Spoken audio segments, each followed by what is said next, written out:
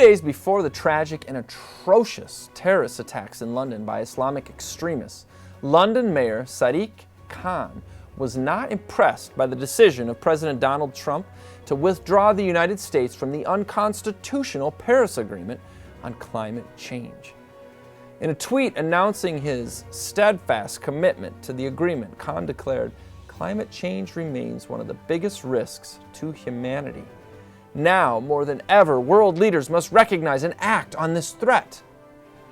If you didn't know better, propaganda espoused by the high priests of climate change like Khan or Nye or Gore might lead you to conclude that climate change programs are about saving the environment. But of course, you do know better. At the local level, these Agenda 21 indoctrination programs are getting some significant pushback. For example, in Carroll County, Maryland, Commissioner Richard Rothschild coined a new and useful term, climateer. A climateer is someone with a vested interest in believing in catastrophic, anthropogenic climate change. Two most interesting attributes of climateers are the facts that A, they have no conclusive facts, but rely on anecdotal assertions like 97% of scientists believe in climate change. And B, climateers are genuinely disappointed when evidence indicates their fears are exaggerated. To be clear, the issue of whether or not the climate goes through changes has no significant weight. After all, climate has been changing since the beginning of time. The real issues, the relevant issues here, number one, are climate variances exceeding cyclical norms?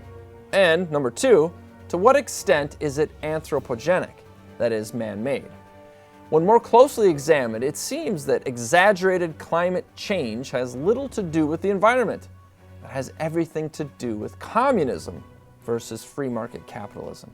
Consider this. Ottmar Edenhofer, Vice Chair of the UN International Panel on Climate Change, says, "One must say clearly that we redistribute the world's wealth by climate policy."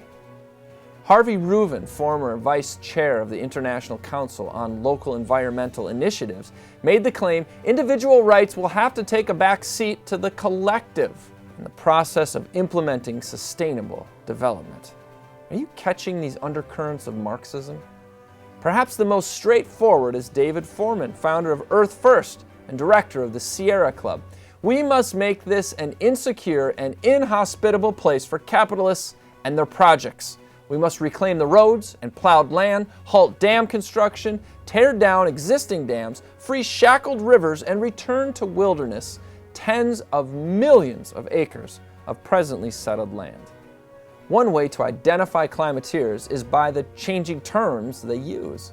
First, it was global cooling, then global warming, next, climate change, and now, perhaps the most cryptic term, climate disruption. So every time there's a storm, hurricane, tornado, typhoon, you name it, hotter, colder, wetter, drier, more snow, less snow. See, it's exactly what we warned would happen. Their diagnosis is always the same. So what's the bottom line? What is the takeaway here? Do not be conned. Climate change is all about just what the proponents say it's about. A Marxist world economy that pledges no allegiance to America, Americans, or the Constitution. In fact, it desires and requires all others to pledge allegiance to itself. We at the Institute on the Constitution believe that it's time to stop frightening our children with the weather and instead enlighten them to the blessings of constitutional free markets and individual liberty. We're hoping that you'd like to join us. This is Jake McCauley with the Institute on the Constitution, bringing you the American View.